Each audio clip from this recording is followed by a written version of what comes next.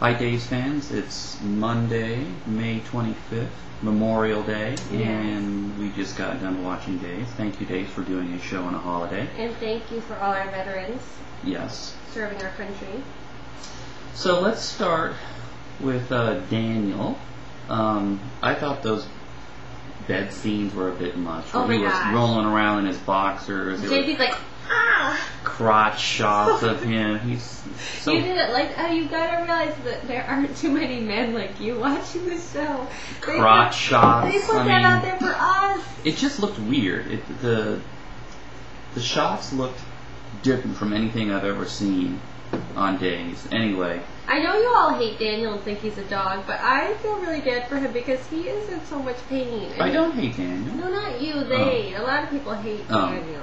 Dan-ho, as they call him. But So the writing is, they spent a lot of time. He's in pain. Yeah, they spent a lot of time on these two, Chloe and Daniel, and it's obvious that something's going to happen soon between. I mean, everything is cratering. Oh, Lucas is this close to remembering. He remembers that Maggie told him a secret. That's the great thing about amnesia. You can just, let's pop that out anytime we want and bring that secret out. It's never awesome. safe. But everybody knows, and everybody has told Chloe that they know. So Chloe is running around knowing that Kate knows, Maggie knows. I mean, Daniel knows, obviously. Yeah. So that sucks. And then they had their little talks at what was it, the Java Cafe? I'm not happy either. Yeah. So Daniel professes love, continuing love, and Chloe basically says, what's his face isn't doing it for me. Let me ask you this, ladies. We've all dated or whatever before we end up with our significant others, or maybe you're still dating, whatever. Have you ever been able to give up the one you really want, like Daniel, to be with somebody like Lucas, who annoys the crap out of you? Like, he would annoy the crap out of me. I've tried to date the nice guy. I mean, you're nice, but that's not why I'm dating you. No offense. But, We're still dating? Whatever we are. But not because you're nice. But I could never just be with somebody just because they're nice and I feel bad for them, because they would start to grate on my nerves. Haven't you ever tried to date somebody that just seemed... I've never run into that problem. But speaking of nice people, Owen. Oh boy, you talk about nice. Creepy nice. So... he's in the middle of, telling the Demiras F you, basically. He's like, well, sir, Mr. Demira, being all polite and respectful, I'm going to have to keep Stephanie. Stephanie thinks she's going to get away. No strings attached. See you later, Owen. Fantasy. Yeah, right. Whereas Owen's like, let's go to Asia and live in some mountain village. So you think they're going to run away? Are they going to develop that? Or are they going to somehow get her back to Philip right away? I think they're going to start the runaway process, and then they might get him in the airport, or maybe Victor will have follow to the airport like he had Stephanie. I mean, if they don't run away for a bit, this is a good opportunity for a foreign set. Like a Tyndall or whatever. Yeah, we haven't had one of those since last summer when everybody went to France to find Melanie. Yeah. So I hope they develop this. I mean, I hope they go to India, because, oh my gosh, I have a India addiction. I want to go to India. Anybody? Otherwise, Owen's character is pretty much dead if they bring Stephanie back. You think he'll get fired? No. From the gardener. From being a gardener. Oh, yeah, that's a very good possibility. I don't know, it depends on how good he is. So, let's see. The whole bust up at the dock was so predictable. Brady... you called that. JB called that 100%. Brady goes to Bo and... You now have your black belt in predicting thank you, things. Peter. Oh. I thought I heard you because I put my hand there. No.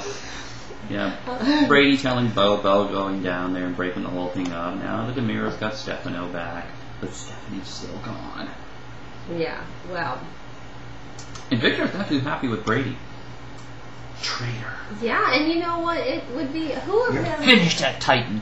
He should have probably waited till Bo wasn't standing right there to go off on Brady, because it doesn't exactly make his story about Philip being off in New York City. Oh, yeah, God. And then Brady's like, he's not in New York City, a lying psycho. There's so many witnesses that he's not in New York City. Well, nowadays, with all the technology, it's not like going to New York City really has you out of the loop. Right. You could be like, okay, so have him call me on his iPhone right now. And Well, show. EJ can tell him that he wasn't in New York City, and he has no reason to hide the truth. That's a very good point. So Stefano's in the hospital. EJ's okay in the hospital. Is EJ not arrested? I mean, what crime is he really committed that they can frame him for right now? They don't know he's got Stephanie. I'm sure there's something conspiring to be evil or something. And, negotiating in a hostage situation. Yeah. So, Are you allowed to do that? If somebody kidnaps a loved one, are you allowed to deal with them on your own, or do you have to call the police? yeah, I don't know. I'll have to look that up. So Just in case it happens. Did Melanie return the earring or something? They have you abducted, honey. They're making a big deal out of this earring. Oh, please. She could have made big bucks with that one gold earring. Yeah. You ruined it for me, Brady. Yeah. Now she's bringing it to Philip. Right. And she can tell, oh, but that whole point of that was Philip was like, did you see anyone else? Yeah, I saw that creepy gardener. Owen. And Owen's coming down the steps with the baggage. How crazy. Is that where they left it off? He was coming down with the bags? Yeah. That guy is the dumbest kidnapper. Like, okay, why don't you just go to Walmart and pick up a frock for her Yeah, there? really. Like, you're really going to go back to the freaking mansion and get all her clothes and things? Yeah, door wide open, Oh, dear. Everybody walks in there. Melanie walked right in there. Oh, but when he gets back, she's not breathing. Oh, and then he's doing mouth-to-mouth on her. Let me tell you about oxygen deprivation. It happens, like, all the time in Salem. These people are all running around with slight brain damage from being deprived of oxygen. That's what was so stupid. Yeah. Alright, what else happens in the previews? No more Daniel stuff, thank God. What did happen? We've got to start remembering this. I know that Stephanie with her oxygen problem, but what else was on there? Oh, something with Nicole, and she's begging EJ not to go after somebody. Oh, really? What is up with that? Maybe. Do you think Nicole could have something to do with Owen? Because he was the gardener, I think, back when she lived there too. I just can't wait to see where Owen and Stephanie go. Owen's gonna be related to someone. Maybe he's like Rafe's son and Mia's baby daddy, or. I can't wait to see what Rafe's secret is, and I want to see where Owen is going. I want to know who Owen's mom is. I want to know who Mia's parents are, and who the father of Grace is. Yeah, that's got to come out this summer. We need a little love triangle, like the former Philip, Sean Bell summer romance. I need to make my list of secrets to kind of put everything in perspective on what's going to happen. That's how I analyze the show. Okay, very good. Anyway. Well, that's all we have for today. I hope you guys all had an awesome holiday weekend. We did. Yeah. Very good. What do we always say? It's a couple that watches Days together. Stays together.